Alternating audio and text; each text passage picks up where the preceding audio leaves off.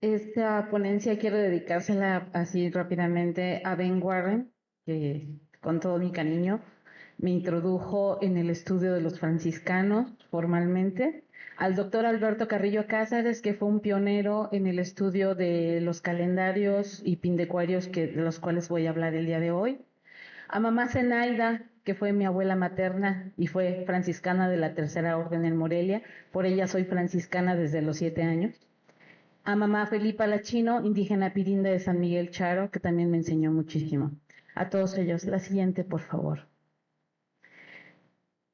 En el caso del señorío Purépecha, quiero hacer la aclaración que ya que hemos dedicado mucho de este coloquio, de este congreso, a hablar sobre los purépechas, es importante recalcar, como muchos me han escuchado, trabajo temas sobre comunidades indígenas, no solo purépechas, sino también otomís y nahuas. Entonces, en este caso, comprendemos que el señorío purépecha estaba compuesto por una multietnicidad de gente donde se hablaban lenguas diversas y que se utilizaba como lengua franca principalmente el purépecha. La que sigue, por favor. También nosotros podemos ver que el códice del cual nos ha hablado Hans en ponencias pasadas y varios de nosotros hemos presentado, bueno, se hablan de estas prácticas que ya se tenían para las fiestas y ceremonias, hablar sobre el mundo purépecha y sus ceremonias. Hay muchos especialistas en el gremio de los historiadores de Michoacán, no me voy a entretener en ello.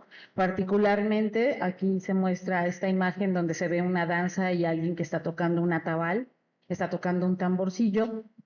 Y recuerdo que hay un documento que fue publicado por Tata Pancho Miranda, Tata Francisco Miranda del Colegio de Michoacán, ya hace unos años, donde es un documento sobre la fundación de Patamban, la Asunción Patamban. Y entonces en este documento los indígenas, se supone que es un traslado, es una copia de un documento más antiguo del siglo XVI, donde le preguntan a Fray Juan de San Miguel, y padre, ¿tú nos vas a enseñar a bailar? ¿Tú nos vas a enseñar a cantar estos cantos como tú los quieres? O sea, esto que hablaba Toño Caballero sobre el asunto de aprender a usar esta música, esto que ellos ya hacían, estos ritos, estas festividades, pero ahora adaptadas al cristianismo, cristianizadas. Y entonces él les decía que sí, pero los franciscanos, hace tiempo también me invitaron a Guanajuato a dar una charla sobre los franciscanos como urbanistas y arquitectos.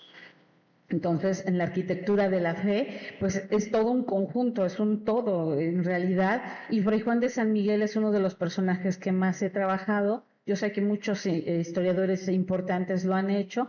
Yo humildemente he tratado de aportar algo al respecto, pero particularmente en lo que refiere al tema sobre los calendarios, que marcadamente se nota que tienen una influencia y una impronta franciscana. La que sigue, por favor.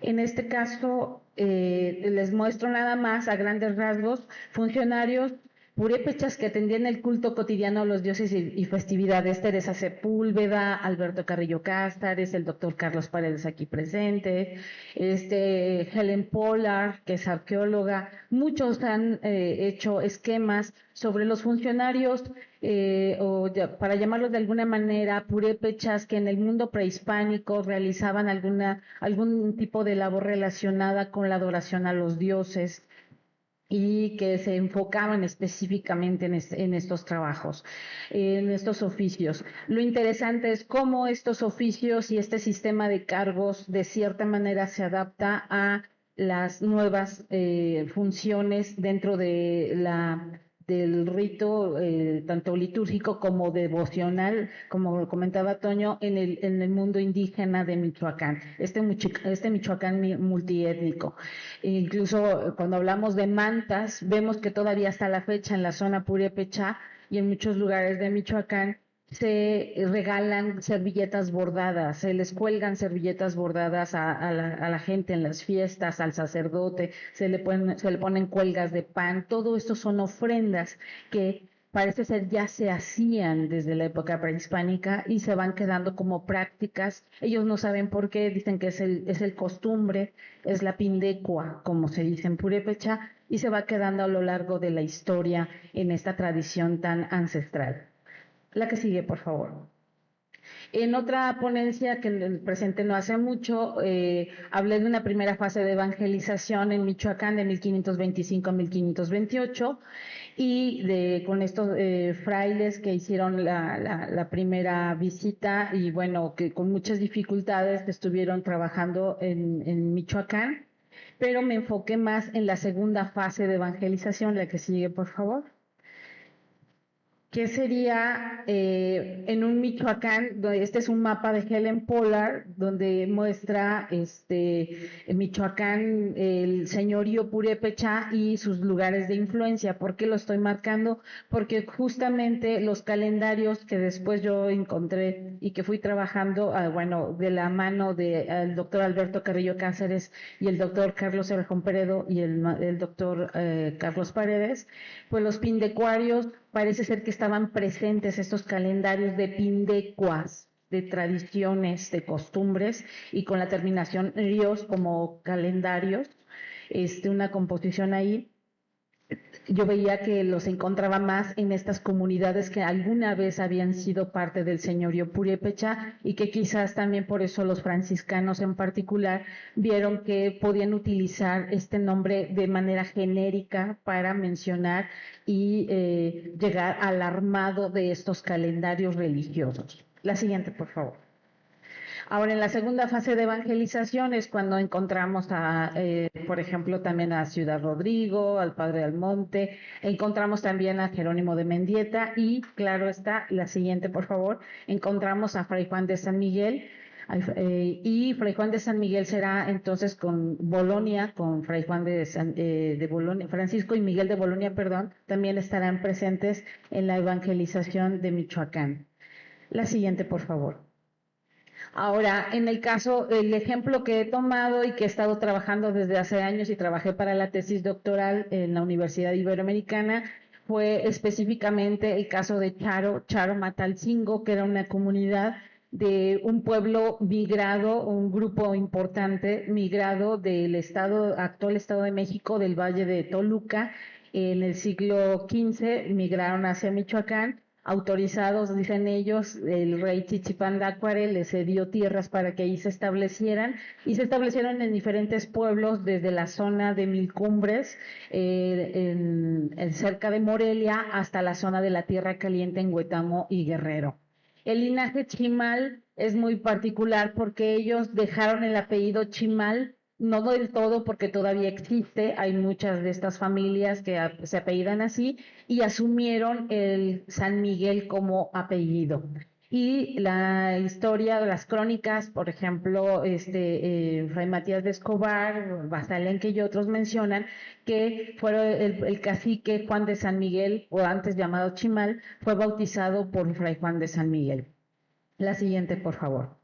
Y bueno, también ellos tenían sus propios dioses distintos a los purépechas, tenían otra cosmogonía, otra concepción, que claro terminó fusionándose con el mundo purépecha, pero es lo que nosotros podemos ver, lo que hemos podido rastrear. Claro, también Noemí Quesada es una pionera en el estudio de los Pirinda Matlatzincas del Estado de México y del Estado de Michoacán, y he estado siguiendo también sus pasos. El doctor Paredes fue el primero que trabajó este tema en Michoacán y después yo fui ampliando un poco más. Aquí encontramos incluso a lugares ancestrales que son sitios arqueológicos y en estos sitios pues aún hay vestigios de antiguos basamentos.